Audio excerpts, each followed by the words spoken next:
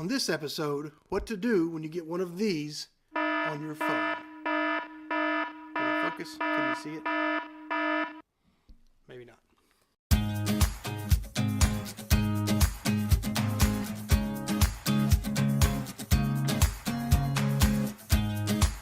Hey everyone, I'm Scott Hughes, and this is episode 11 of the Pondering Prepper Show. And today, we're talking about what to do when you get a ballistic missile is inbound to your area. Take cover immediately. This is not a drill. Alert. I'm sure everyone has heard by now the mishap that happened over the past weekend with Hawaii and their inbound missile alert. If not, then you're probably living under a rock. But even so, I'll put a link to an article that tells you all about it, just in case you haven't heard about it. We covered it on our website. So how does something like this happen? I mean, imagine you're walking your dog down the street. Maybe you're out back feeding the animals. You're in the car on your way to work. You're at work, wherever. And suddenly you get an emergency alert on your phone that says a ballistic missile is inbound to your area. Take cover now. This is not a drill. I mean, seriously, what goes through your mind at that point? Now imagine an entire state that gets that alert pretty much at the same time. How many people do you think live in Hawaii? I have no idea, but I imagine a very small percentage of those people are prepared for an event like this. I say that because, I imagine that most of the country is not prepared for an event like this, or any event, really, sadly. There has to be over 1 million people that live in Hawaii, right? So imagine for just a second what 1 million panicked people is going to look like. I really can't imagine what it could look like. I've never seen anything like that, and frankly, I don't want to. I'm sure there were some people sitting around thinking it was a joke. That maybe it was, it was an accident or whatever, when it turned out it was. But you can't, in a situation like that, you can't just think that it's a joke or assume that it's an accident. I was looking through a lot of footage from Hawaii. During that time, I saw a little girl being lowered down into a manhole cover so she can be safe underground. I know I said manhole cover. I don't really know what else to call it. I know you're not supposed to put gender on objects these days, and I guess if you're a woman and you go through there, we can call it a woman hole cover, but that was probably even worse.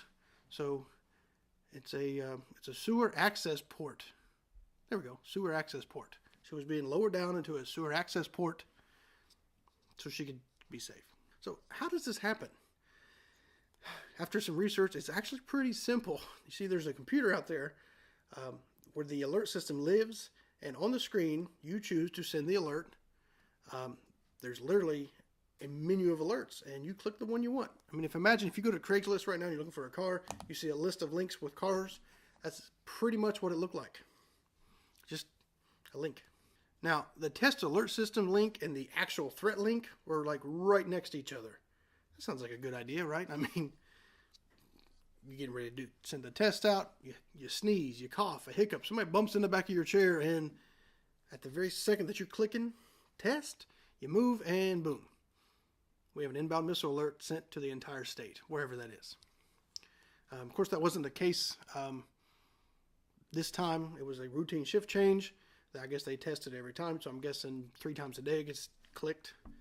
And it was just simply the wrong button. I'm surprised if this is really the method they go about it every single time. I'm really surprised it hasn't happened more than once by now.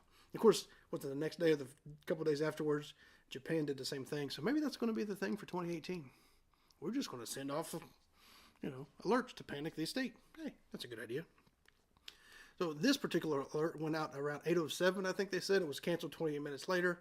So just think, for the most people that got that, that's 28 minutes of sheer panic. I know, I'm ranting along here, but it's just incredible to think about, isn't it? Something like this can happen, especially with North Korea doing the things they're doing, making their constant threats. I've got a button, and then Trump says his button's bigger, and these missiles and all these things, and they're so close to Hawaii.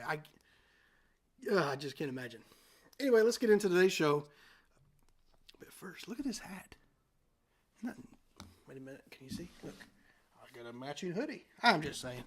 I think they look pretty good, but I'm biased because they're mine. So let's get into today's show. Let's talk about what you should do if you get an alert like this on your phone and it's not a false alarm. First and foremost, you're a prepper, right? Or at least you want to be. That's why you're watching this show. I hope you're not watching for the sheer entertainment purposes, because it's really not that entertaining. So if you're a prepper, then while an alert like this will going to very likely catch you off guard, you should be ready to leap into action pretty much immediately. because like me, you've ran through this scenario time and time again, especially after this weekend, and you know exactly how you're going to act. So first things first, don't panic. I mean, what's going to happen is going to happen, right?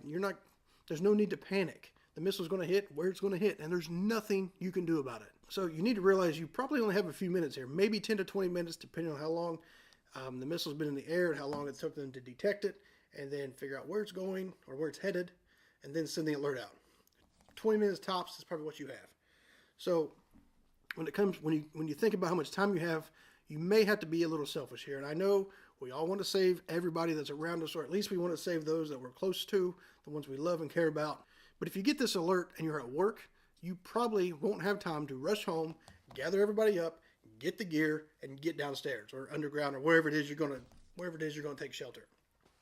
It's just not a likely scenario. So it's important to get in that mindset that I can't save everybody here. I might just be able to save myself, and I know that sucks.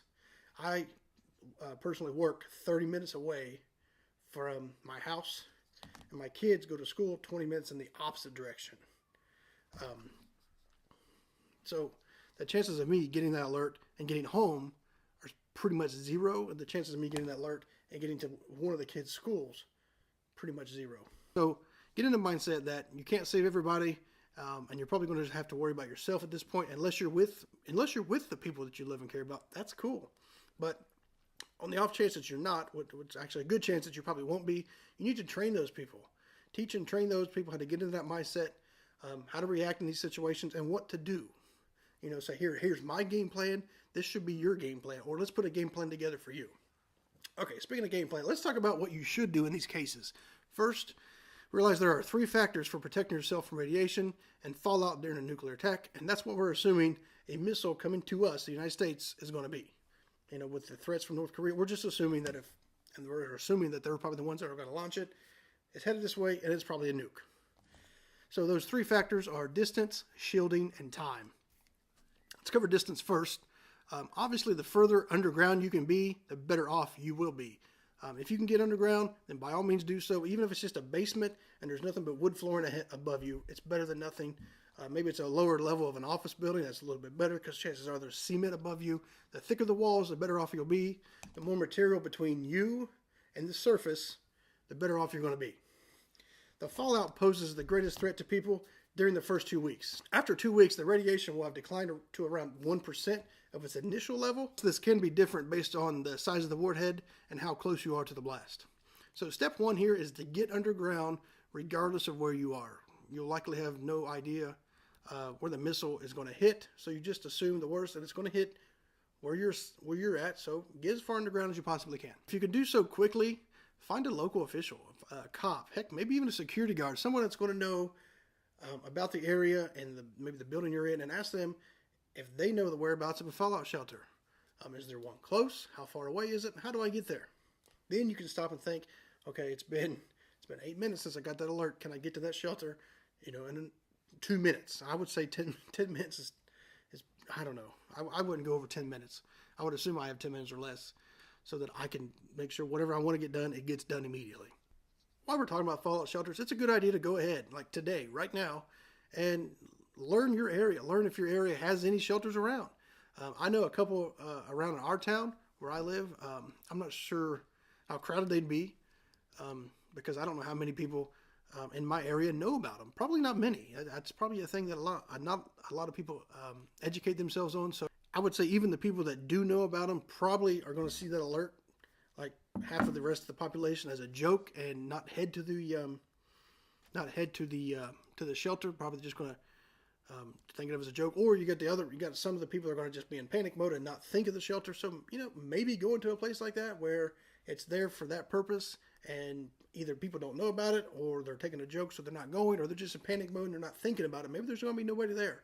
It's just you and your family. If you can get there, get there. And you already have an emergency kit made up, right? I mean, this is our 11th episode, and we've talked about emergency kits a few times, probably at least once every episode, I think. If you don't have an emergency kit, I put together a pretty nice little cheat sheet checklist. I'll leave a link to where you can download a copy of it. Download it, print it out, take it to the store, get everything you need, get home, put it together. We talk about in there where you should store it, how you should rotate things. So That's a good little resource to have, and it's free. Just click the link, and it'll tell you where to go get it. You should also make plans with your family in case of an imminent nuclear attack. Educate them, give them a kit, or show them where they can get the list that I just talked about. Maybe even show them this video. I think it's a good, it's a good place to start. I'm a little biased, but I think it's pretty good advice in these videos. Now, typically, when it comes to food and water, we suggest 3 days worth. But in the case of a nuclear attack, like we mentioned earlier, the air can remain toxic for a couple weeks. If you're really, really close to the point of impact, it could probably be 4 weeks before it really drops down to that 1% level.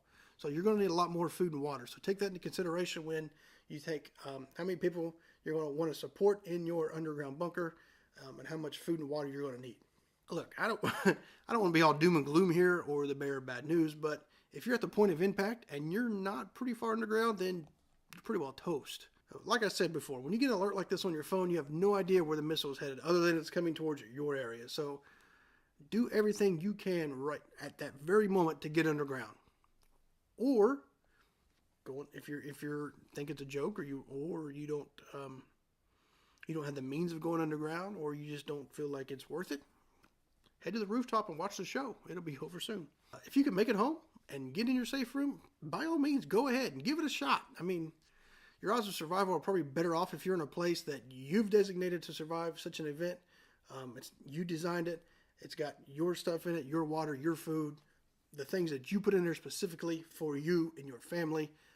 Obviously, that's a better place than to be, 3 stories underground with a bunch of strangers. Even if that area you're in with a bunch of strangers is stocked with food and water, it's probably not going to have enough to sustain you and everybody else for 2 weeks. It's probably just not going to be enough.